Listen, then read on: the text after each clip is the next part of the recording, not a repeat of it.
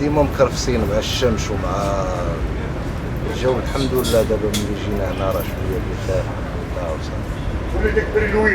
الحمد لله. كيف كتشوفوا حنا الان يعني بعد انتظار طويل، حنا دابا يعني في عين المكان، وكنعتبروا هذه نقله نوعيه بالنسبه لنا كباعه جائلين في السابق، بحيث كنا كنتعرضوا لبزاف المضايقات وكنا في ظروف عشوائيه، ويعني وكنا في ظروف ما كتحفظش لينا الكرامه ديالنا كناس كنزاولوا مهنه التجاره الغير مقننه.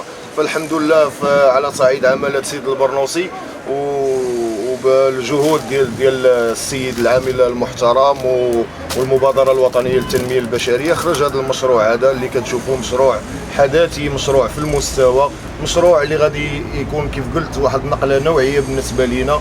فانا الحمد لله جا ولدي البارح فرحان، حسيت بيه فرحان ان بابا ما بقاش في الفراشه، وليت يعني تاجر قرب. حتى هذيك بائع يعني ماشي بحال تاجر قرب، عندك ايجابيات، عندك كرامه ديالك محفوظه، السلعه ديالك محفوظه، السوق اللي انت كتخدم فيه حداثي يعني غادي يكون يستقطب ناس، ما اي واحد غادي يجي لهذا السوق هذا بوجه احمر.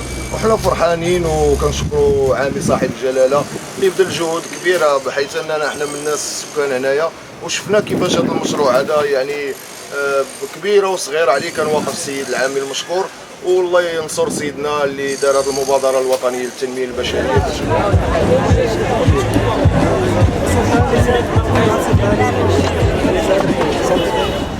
المشروع كنا تنفرشوا في الشارع وحلوا لنا الكيوسكات راه عطاهم لينا، حنا جينا اليوم يلاه نتوكلوا على الله، وحنا يلاه قلنا بسم الله والله غادي يتحرك السوق هنا ونشوفوا الرواج كيدير. هنا كنا في الشمس مكرفسين وكنا في الشتاء عاوتاني، وهنا راه جينا حتى تشوف راه حنا مدرقين. بداو كاين الامن، كاين السيكوريتي، كاين كلشي. حنا دابا حنا نبيتو السلعه هنايا ونجيو عاوتاني على الصباح نترزقوا على الله، الامور ان شاء الله تنتمناو تكون مستمره بحال هكا وتكون مزيانه. للتذكير، هذا سوق نموذجي للقرب، هذا سوق لسكان البرنوسي ليس لأناس آخرين.